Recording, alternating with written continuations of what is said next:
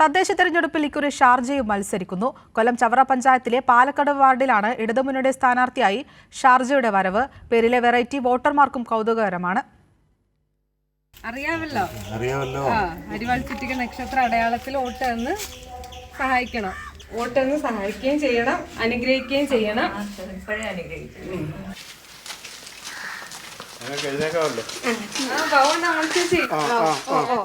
ഷാർജയാണ്. ഞാനാണ് പാലക്കടയിലെ സ്ഥാനാർത്ഥിയാണ്. ഇത് നമ്മുടെ ബ്ലോക്ക് സ്ഥാനാർത്ഥി, ചവറ വാർഡിലെ സ്ഥാനാർത്ഥിയാണ്. അപ്പം ഞങ്ങൾക്ക് വോട്ട് ചെയ്തു തന്ന് വിജയിപ്പിക്കണം. എൻ്റെ ഫാദർ സ്കൂളിൽ വർക്ക് ചെയ്യുമായിരുന്നു, റിട്ടയർഡായി. ഉമ്മ ഹൗസ് വൈഫാണ്, പാർട്ടി പ്രവർത്തകയാണ്, ഇലക്ഷന് നിന്നിട്ടുണ്ട്. നമ്മുടെ പാർട്ടി ചിഹ്നത്തിൽ തന്നെ എൻ്റെ പാർട്ടി കുടുംബമാണ്. പിന്നെ ഞാൻ ജനിച്ചപ്പോഴാണ് എനിക്ക് പേരിട്ടത്, അതുകൊണ്ട് എനിക്ക് ഡീറ്റെയിൽ ആയിട്ട് അറിയില്ല. പിന്നെ ഇതുപോലെ എനിക്ക് ആദ്യമൊക്കെ കേൾക്കുമ്പോൾ നാണക്കേടായിരുന്നു. പിന്നീട് ഞാനും വലുതായപ്പോൾ ചോദിച്ചു എന്തുകൊണ്ട് ഈ പേരിട്ടെന്ന്. അപ്പം അവർ പറയുന്നത് എൻ്റെ മകളുടെ പേര് ഒരിക്കലും ഒരാൾ ചെന്നാൽ മറക്കരുത്.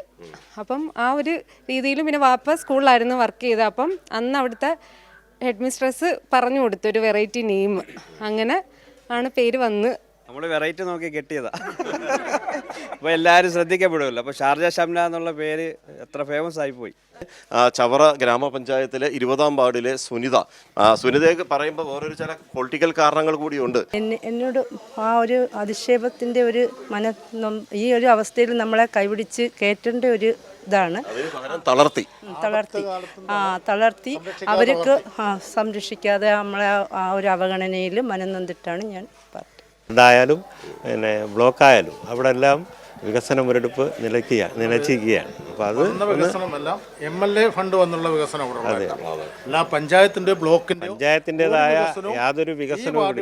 ഷൗക്കത്ത് റംലത്ത് ദമ്പതികളുടെ മകൾ, വ്യാപാരിയും CPIM പ്രവർത്തകനുമായ ഷംനാദിന്റെ ഭാര്യയുമാണ് അധ്യാപികയായ ഷാർജ. 25 വർഷം മുമ്പ് റംലത്ത് ഇടത് സ്ഥാനാർത്ഥിയായി മത്സരിച്ചിട്ടുണ്ട്. 25 വർഷത്തിനിപ്പുറം മകൾ ഷാർജ ഇപ്പോൾ മത്സരിക്കുന്നു. ദിൽമയും ദിമാസുമാണ് ഷാർജയുടെ മക്കൾ. ചവറ ബ്ലോക്ക് ഡിവിഷൻ സ്ഥാനാർത്ഥി PR രജിത്ത്, ചവറ പഞ്ചായത്ത് 20-ാം വാർഡിലെ സ്ഥാനാർത്ഥി സുനിതയും പ്രചരണത്തിൽ ഷാർജയ്ക്കൊപ്പം ഉണ്ടായിരുന്നു. വികസനം, നാട്ടുകാർക്ക് ക്ഷേമവും പെൻഷനും, വീടില്ലാത്തവർക്ക് വീട്, ആരോഗ്യം സംബന്ധമായ പ്രശ്നങ്ങൾ അനുഭവിക്കുന്നവർക്ക് അതിനായ സൗകര്യങ്ങൾ എല്ലാം കൊടുക്കുമല്ലോ. തീർച്ചയായിട്ടും ഒപ്പം ഷാർജ ജ്യൂസും കൊടുക്കും. സന്തോഷം. ക്യാമറമാൻ അയ്യപ്പദേവനൊപ്പം രാജ്കുമാർ.